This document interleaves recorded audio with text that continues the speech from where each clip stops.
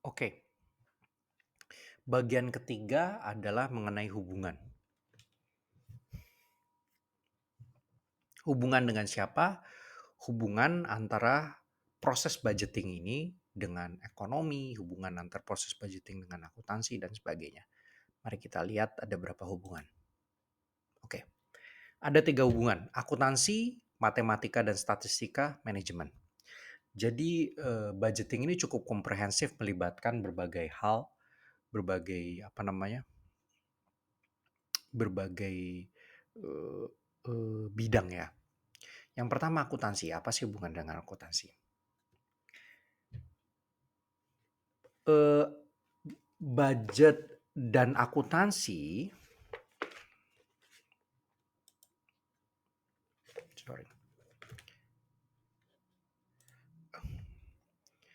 ya apa namanya?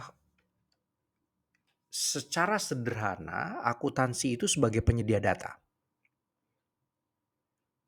Akuntansi yang merupakan cara yang sistematis untuk melakukan pencatatan, penggolongan, peringkasan, analisis, dan melakukan interpretasi terhadap peristiwa-peristiwa keuangan, ini menjadi data pokoknya.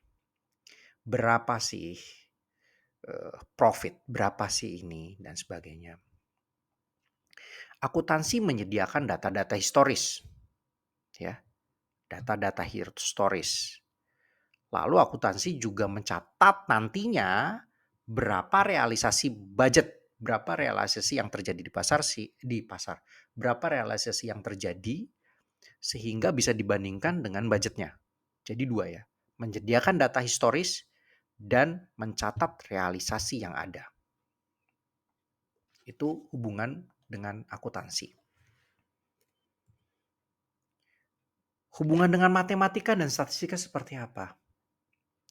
Tentu saja dibuat taksiran, forecast tadi.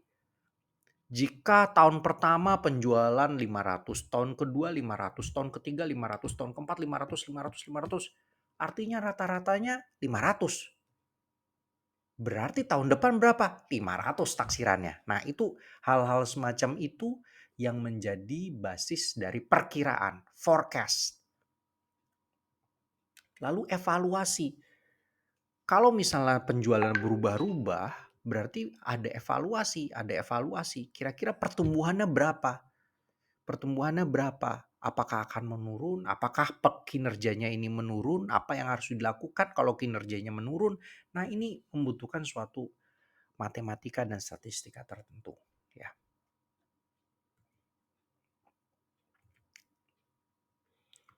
Hubungan budget dan manajemen.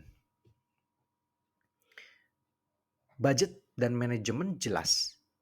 Fungsi manajemen adalah planning, organizing, directing, coordinating, dan controlling.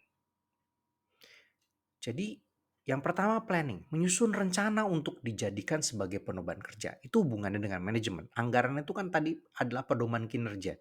Jadi menyusun rencana untuk dijadikan sebagai pedoman kerja. Organize, menyusun struktur organisasi kerja yang merupakan pembagian wewenang dan tanggung jawab kepada semua personal dalam perusahaan. Lalu direct, membimbing, memberi petunjuk, mengarahkan, dan mengambil keputusan untuk mengatasi masalah yang ada timbul, ya, itu ininya. Yang keempat, coordinate, menciptakan koordinasi dan kerjasama yang serasi antara semua bagian yang ada dalam perusahaan. Dan yang terakhir, control, melakukan pengawasan serta pengendalian terhadap kerja para karyawan di dalam merealisasikan apa yang tertuang dalam pedoman kerja, planning tadi. Jadi ini semua. Nah, gitu. Tapi ada yang namanya kelemahan budget ini. Nah, ini tidak tercatat di presentasi, jadi tolong dicatat. Kelemahan dari budget adalah satu, budget isinya taksiran. Sebagaimana taksiran atau forecasting, sebagaimana akuratnya tetap saja meleset. tetap saja meleset. Ya yang benar kan cuma Tuhan ya. Jadi itu sulit sekali taksiran ini ya. Taksiran ini yang kedua ya, ini yang kedua kelemahannya. Taksiran ini diperoleh dari suatu informasi yang belum tentu lengkap, belum tentu akurat juga. Jadi taksirannya pasti nggak akurat, emang informasinya juga nggak akurat. Terus ada lagi nih yang buat budget ini jadi makin lemah adalah budget ini dibikin oleh manusia gitu ya. Dan manusia-manusia ini punya judgement pikiran tertentu gitu loh. Yang belum tentu benar.